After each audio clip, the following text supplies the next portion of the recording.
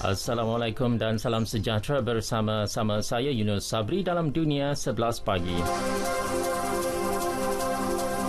Pertubuhan Perdagangan Sedunia WTO menerima 900,000 tanda tangan petisyen yang menggesa supaya paten vaksin dan rawatan bagi COVID-19 dikecualikan. Petisyen yang dianjurkan kumpulan aktivis awas secara dalam talian itu telah diserahkan sebelum mesyuarat Majlis Perdagangan berkaitan hak harta intelek TRIPS diadakan hari ini. Petisyen itu turut menggesa supaya pengetahuan teknologi dikongsi secara bebas dan terbuka serta tiada keuntungan diambil semasa penularan pandemik itu.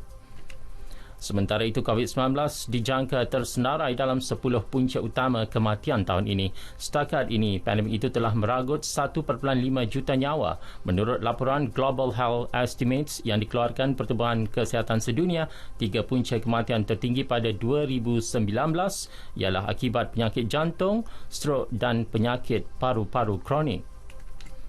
Vaksin COVID-19 buatan Vietnam iaitu Nanocovax akan digunakan pada manusia dalam percubaan klinikal mulai 17 Disember.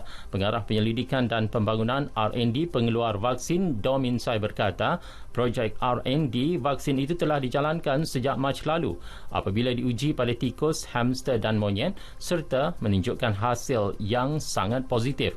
Fasa pertama ujian akan melibatkan 60 individu berumur antara 18 hingga 50 tahun. Amerika Selatan kini berdepan gelombang kedua pandemik COVID-19.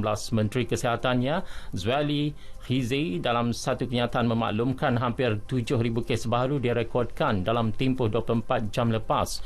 Kebanyakan kes baru yang dicatatkan sejak 2 hari lalu dikesan di bahagian selatan termasuk Cape Town. Kebanyakannya melibatkan remaja berusia 15 hingga 19 tahun. Punca penyakit misteri yang dihidapi ratusan orang di India masih belum dapat dikenal pasti. Kira-kira 578 orang dari kawasan Eluru di negeri Andhra Pradesh telah menerima rawatan sejak Sabtu lepas. Seorang lelaki turut disahkan mati selepas menunjukkan simptom sawan, loya dan sakit kronik. Pengarah Hospital Kerajaan Eluru, A.V. Mohan, berkata jumlah pesakit bagaimanapun semakin berkurangan. Seramai 471 orang sudah dibenarkan keluar hospital. Pertubuhan Bangsa Bersatu PBB dan Habsyah mencapai kesepakatan baharu untuk misi kemanusiaan bersama di wilayah utara Tigray. Perkembangan itu dimaklumkan Setiausaha Agong PBB Antonio Guterres. Perjanjian baharu itu akan memastikan terdapat akses penuh PBB ke seluruh wilayah bergolak tersebut. Ia bagi memulakan operasi kemanusiaan berdasarkan keperluan sebenar dan tanpa sebarang diskriminasi. Facebook mungkin terpaksa menjual aset paling berharganya, WhatsApp dan Instagram. Ia susulan tindakan Suruhanjaya Perdagangan Persekutuan FTC Amerika Syarikat dan hampir semua negeri mengemukakan tuntutan undang-undang terhadap syarikat media sosial tersebut. FTC menuduh pembelian dibuat Facebook bagi kedua-dua aplikasi itu tidak adil dan mengancam pengguna.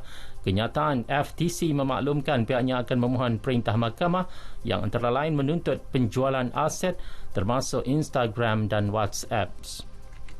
Sukan bola sepak Liga Juara Eropah, Real Madrid meraih slot ke pusingan kalah mati selepas mengalahkan Borussia Mönchengladbach 2-0. Dengan kemenangan itu, Real kekal di tangga teratas kumpulan B. Mönchengladbach pula, meskipun tewas, juga layak ke pusingan seterusnya selepas menduduki tangga kedua. Dalam aksi kumpulan D, Atalanta turut mara ke pusingan kalah mati selepas menumpaskan Ajax 1-0. Kemenangan tersebut membolehkan kelab Itali itu menamatkan saingan peringkat kumpulan di tangga kedua di belakang Liverpool. Turut mengesahkan tempat ke pusingan 16 pasukan terbaik.